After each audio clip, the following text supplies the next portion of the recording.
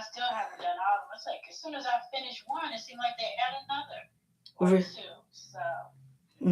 Okay, so I'm live now. Can you see me? Can you hear me?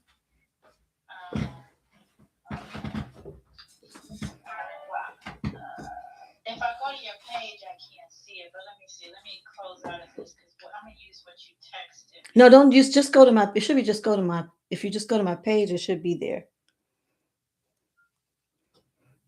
Oh yeah, one part saint, one part warrior. Okay, so click that. Gotcha. It's circling. Okay. Okay, I see you. Okay, hey, so you see me? Can you hear me? Can you hear me? Yeah, I hear you. Hold on, I hear you on the phone, but not on the computer. Oh, let me wait, turn it up. Oh, let me hang up on the phone. Hold on. Okay.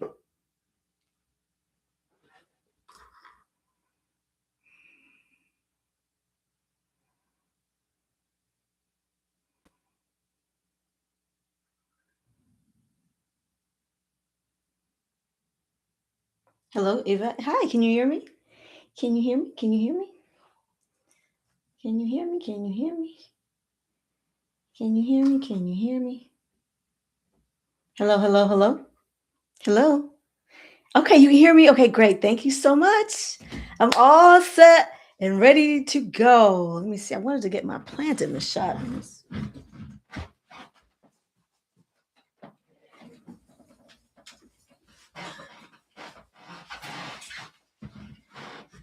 Okay.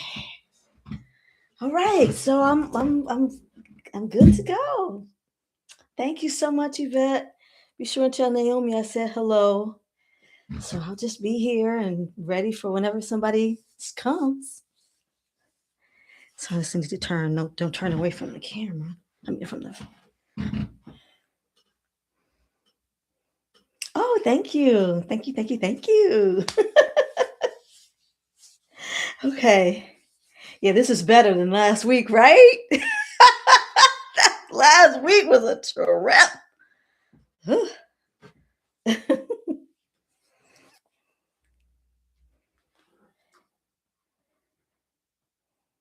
Okay. All right. Happy Mother's Day. Happy Mother's Day, Yvette. Love you, my friend. Thank you for your help.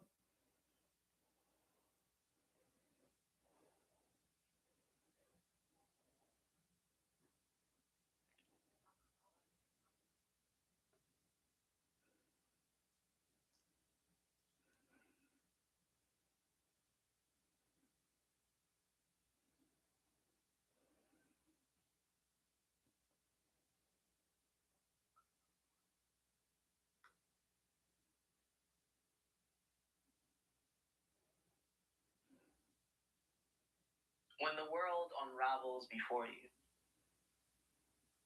when even your dreams are crumbling stones, when everything you dare to touch is set on fire and all around you is ash and smoke, remember this.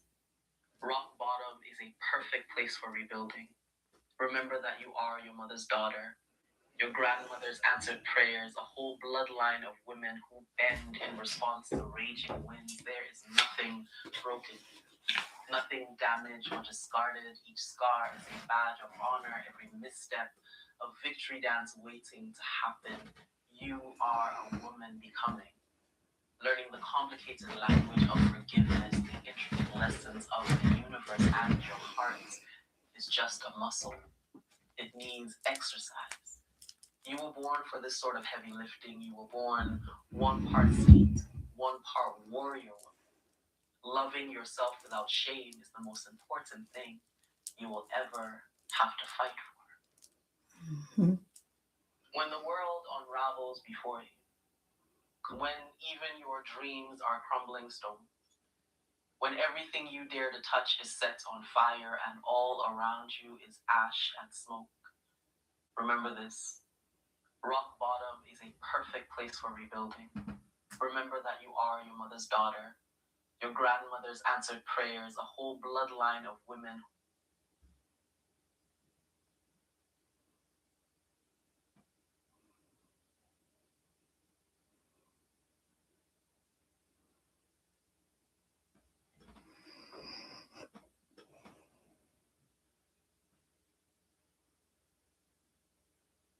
You are a woman becoming. Learning the complicated language of forgiveness, the intricate lessons of the universe and your heart is just a muscle.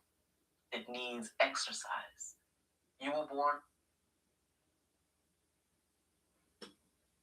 for this sort of heavy lifting. You were born one part saint, one part warrior woman. Loving yourself without shame is the most important thing you will ever have to fight for. When the world is before you, when even your dreams are crumbling stones, when everything you dare to touch is set on fire and all around you is ash and smoke, remember this. Rock bottom is a perfect place for rebuilding. Remember that you are your mother's daughter, your grandmother's answered prayers, a whole bloodline of women who bend in response to raging winds. There is nothing broken here, nothing damaged or discarded. Each scar is a badge of honor, every misstep a victory dance waiting to happen. You are a woman becoming. Learning the complicated language of forgiveness, the intricate lessons of the universe and your heart is just...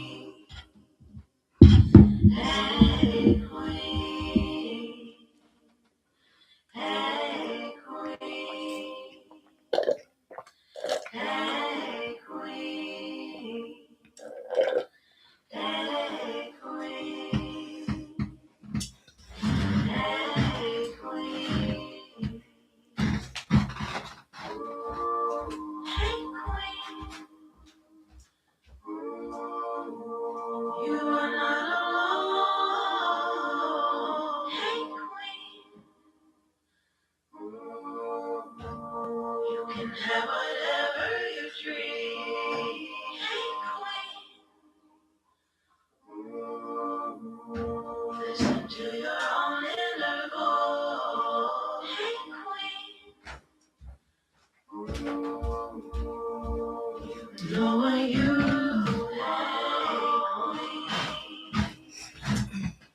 hey, queen. Hey, queen. Hey, queen. Hey, queen. Hey, queen. Hey, queen. Hey, queen. Hey, queen. You're not alone. Hey, queen. You can have whatever you dream. Hey, queen. Listen to your own inner voice. Hey, queen. You know what you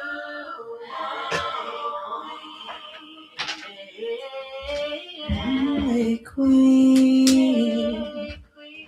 Hey, queen.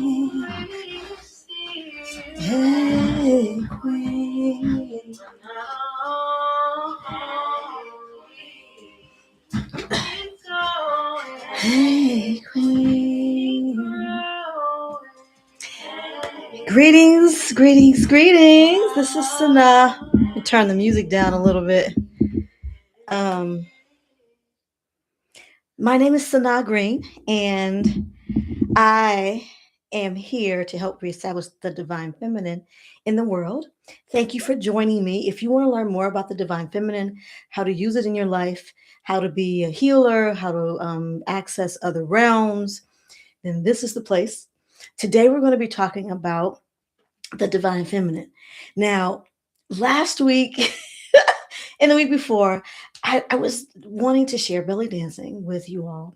However, I just remembered that I don't particularly like belly dancing on camera or in front of the computer because I really want you all, when I teach belly dance, I'm bringing all of myself.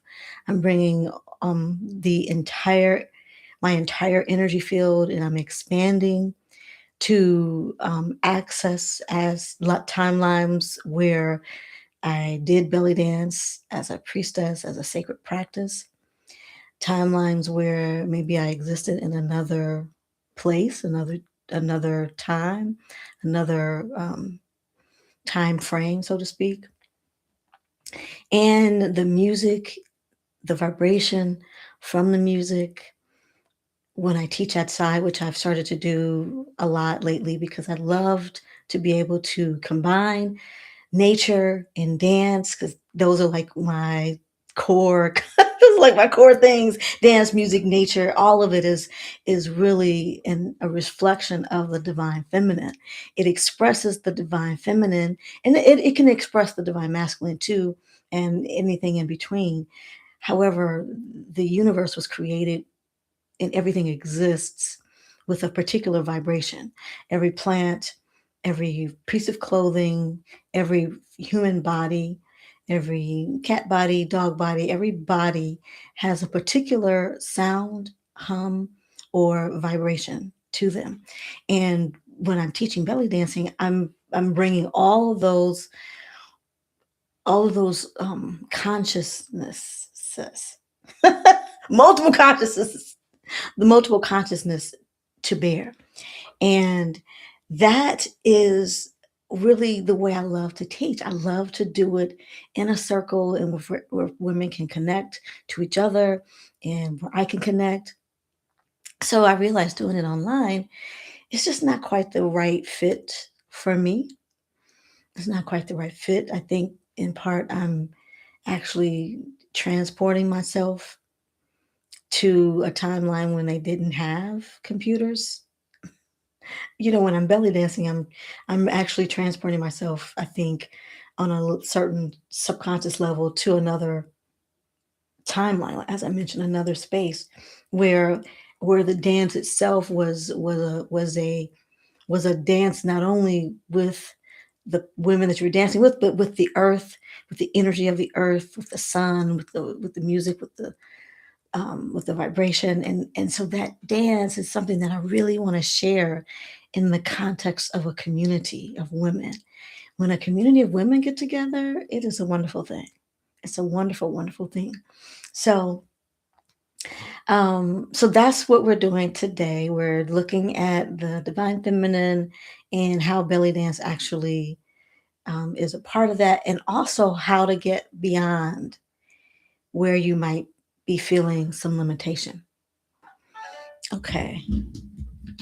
So before we get started, I want to pull a card from the Oracle deck that I created. I created the African Starseed. Good morning, Jen. Good morning. Thanks for joining me.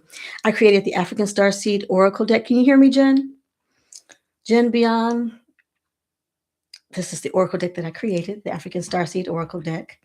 And okay, great.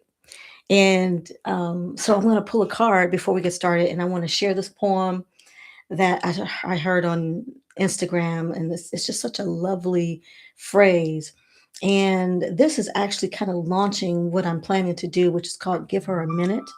Give Her a Minute is going to be a short and sweet time for pause and reflection for women. So this will be the first installment of that. It's an idea that I had a while ago, and I guess sometimes ideas come and I think I need to act on them right away. And actually, it actually is not supposed to be right away. It's going to be later on when the timing is right, when all the stars are aligned. Um, so let's pull a card to see what is present for those of us who are here today. Jen and my friend Yvette was here. She just was helping me to test things out. So I think she's gone now. But anyway, let's pull a card to see what's present, what we should be thinking about. And then whoever sees this later is also going to be relevant. Let's see. Okay. Okay, so this is the card that came up. Astarte, Warrior Priestess, Change. Now, this particular card I put in the deck because it's reflective. It's reflective of, oh, I'm so glad that you're joining from Austin. So it's reflective of a life that I recalled about myself. So I do quantum healing hypnosis and have connected to multiple various lives that I've lived or am currently living in other timelines. And the Astarte Warrior Priestess was a card where I was a leader in a community of women when we had the whole city and multiple communities that we oversaw, and we were in the midst of war. And so I was a priestess, a warrior priestess. And what I realized from this life is, at first when I first recalled part of the life, I recalled it with some fear and anger. And then once I actually went through the regression and went through the to the end of that life, I realized that the temple fell. The temple that I was supposed to protect, that I was there to protect, it fell. And I went on to have another life where I wasn't fighting, where I was with my beloved, my husband. We married, we raised children that we rescued from the war, and we were able to hold on to some of the teachings of the community that we were a part of. And life is about change. It was time for that way of being to change, even though sometimes people, I think, romanticize the divine feminine in the time when God was a woman, which did actually exist, when actually the leaders of communities were women, and the woman was looked at as the divine expression of the creator. And there's a book called When God Was a Woman, which I highly recommend, that talks about different communities and how the divine feminine fell. And what I'm adding to that is that on the earth and in each life, we're always giving and receiving. We're always wanting to experience the fullness of any particular life situation. So if you were a leader, then maybe in another life you want to experience being a follower. If you were a spiritual leader, then maybe you want to later on experience being a devotee who is following the leader. If you were a warrior, then maybe in another life you want to experience being someone who encourages peace. So if you, and it's one example of this is a real life example. So there's a woman, one of my neighbors. When I first met her, she was actually taking care of her husband, who was a veteran, and he had some physical ailments. He didn't drive, and she was totally responsible for him. He passed away a few years ago, and now she has lost her sight, and now she needs someone to take care of her.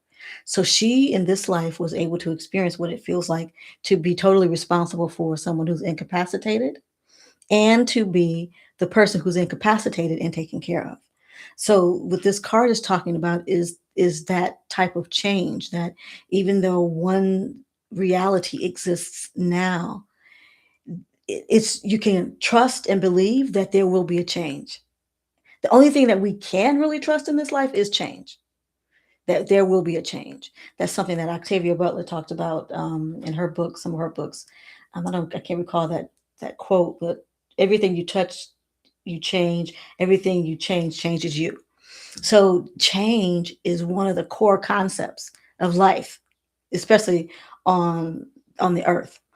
And that's what that card's about. So change. So wherever you are in your experience right now, be open to a change. Be open to things shifting, because that's what's important for us. And so this, and it really goes into this poem that I want to read. I don't know if I don't know. I'm just going to try to play it. Let me see. Can you hear this? When even your Jen, can you hear dreams this? are crumbling stones. When everything you dare to touch is set on fire and all around you is ash and smoke. Remember this. Rock bottom is a perfect place for rebuilding. Remember that you are your mother's daughter, your grandmother's answered prayers, a whole bloodline of women who bend in response to raging winds. There is nothing broken here. Nothing damaged or discarded. Each scar is a badge of honor, every misstep a victory dance waiting to happen. You are a woman becoming, learning the complicated language of forgiveness, the intricate lessons of the universe, and your heart is just a muscle. It needs exercise. You were born for this sort of heavy lifting. You were born one part saint, one part warrior woman.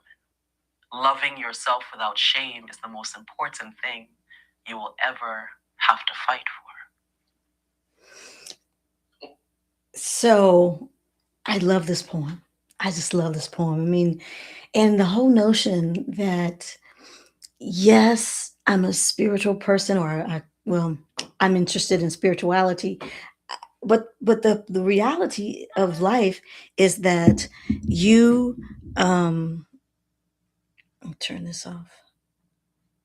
The reality of life is that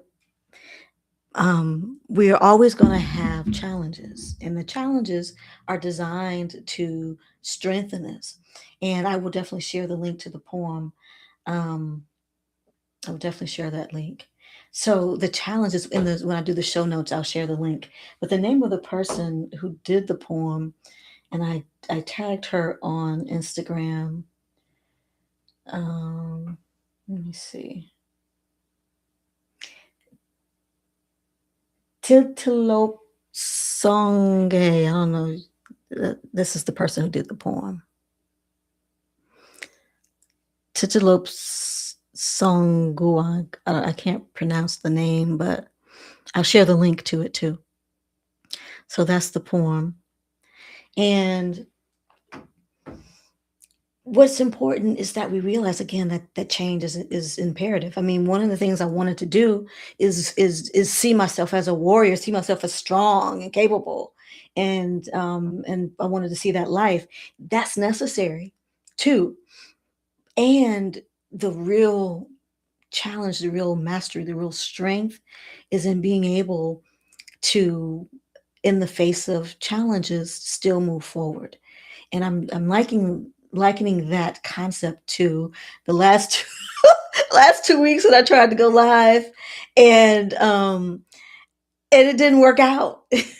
And then even today, last week I had some people who were waiting to join me, but I'm really kind of testing this to make sure I got the right kind of mixture. But it didn't work out. And the first day I sent an email to my list saying that I was feeling that I didn't really want to be seen because I had picked up weight. I picked up weight.